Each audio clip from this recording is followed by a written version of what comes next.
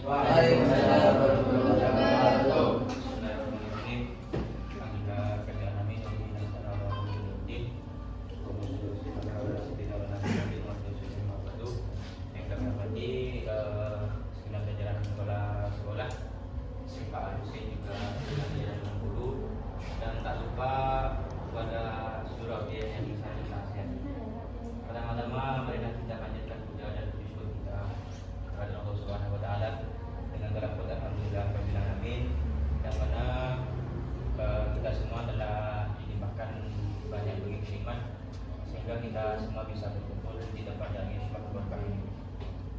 Kedua kalinya salat serta salam marilah kita haturkan kepada sang legenda Islam yang telah dalam ekspansi besarnya menjadikan umat multidimensi sehingga kita semua itu bisa membedakan mana hak dan yang batil, dan dengan harapan semoga kita semuanya mendapatkan kepada dari beliau di dunia dan akhirat. Amin.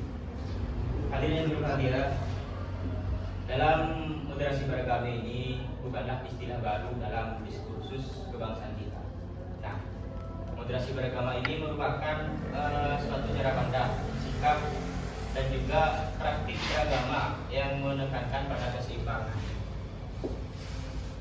Toleransi ini berarti menempatkan agama sebagai sumber inspirasi untuk membangun kehidupan bersama yang harmonis, bukan sebagai alat untuk membenci atau mencaci maki ataupun mencela satu sama lainnya.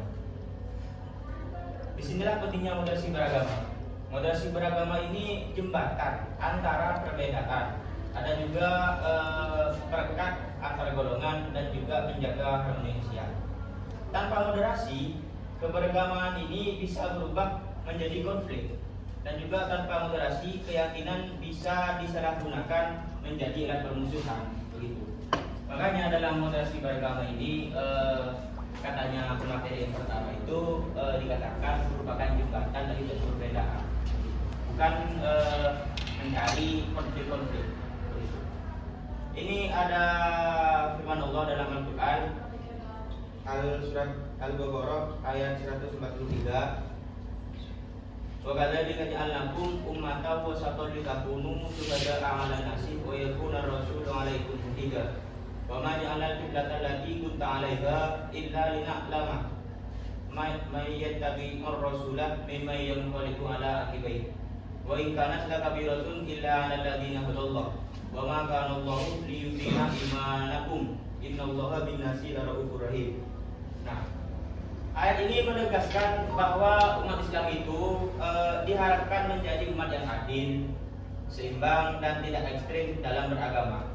Bukan hanya dalam Islam, dalam agama Kristen ini saja kita diajarkan untuk saling mengasihi sesama.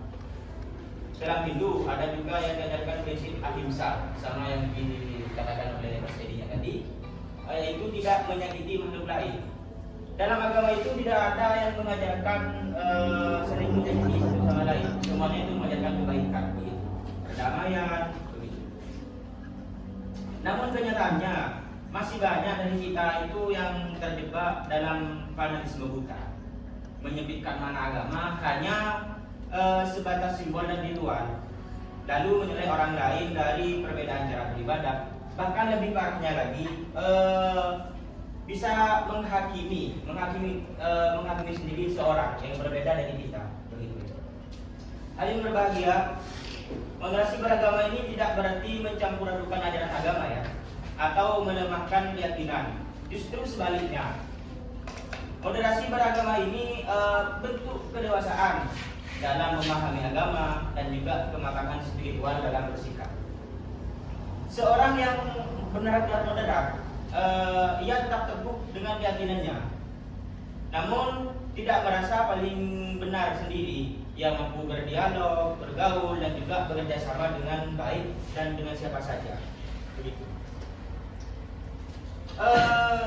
Moderasi juga menjadi sangat relevan dalam menghadapi berbagai tantangan global saat ini, seperti radikalisme, intoleransi, hoaks keagamaan di media sosial, serta polarisasi yang kian tajam. Dalam konteks berbangsa dan bernegara, moderasi beragama ini merupakan fondasi penting dalam menjaga keutuhan NKRI. Negara kita ini berdasarkan Pancasila yang menjamin kebebasan beragama dan juga menjunjung tinggi nilai-nilai kemanusiaan yang adil dan beradab. Nah, lantas bagaimana cara kita mempraktikkan moderasi beragama dalam kehidupan kita sehari-hari? Yang pertama itu, kita harus membuka diri terhadap perbedaan. Sadarilah bahwa perbedaan itu adalah sunatullah dan tidak bisa dihindari. Setiap orang itu pasti memiliki perbedaan, begitu. Kita itu tidak perlu takut pada perbedaan. Justru dari perbedaan ini kita belajar untuk saling melengkapi dan juga menghargai.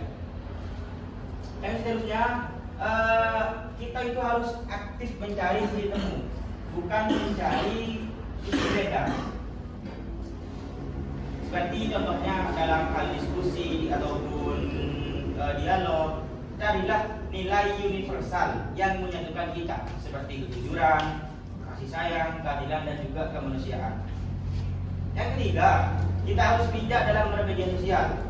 Jangan mudah terpancing provokasi. Jangan asal membagikan informasi keagamaan yang tidak jelas sumbernya. Saring dulu sebelum sharing. Kalau Anda misalkan mendapatkan informasi tentang agama apapun itu, saring dulu masalah itu apa. Saring dulu kalau kita sudah menemukan, kalau kita share dengan temannya untuk bertukar pikiran. Begitu. Dan juga yang keempat, mari kita bangun narasi keagamaan ini yang inklusif dan ramah. Jadilah pribadi yang membawa pesan damai, bukan menakut-nakuti. Dan juga jadilah umat beragama yang mampu menyejukkan, bukan memanaskan suasana. Dan yang terakhir itu, semua memiliki tanggung jawab moral untuk menyebarkan nilai-nilai moderasi ini ke lingkungan kita masing-masing. Kita tidak cukup hanya memahami saja, tapi juga kita harus mengamalkan dan juga mengajak orang lain untuk ikut menjadi agen perdamaian. Mari kita renungkan sejenak.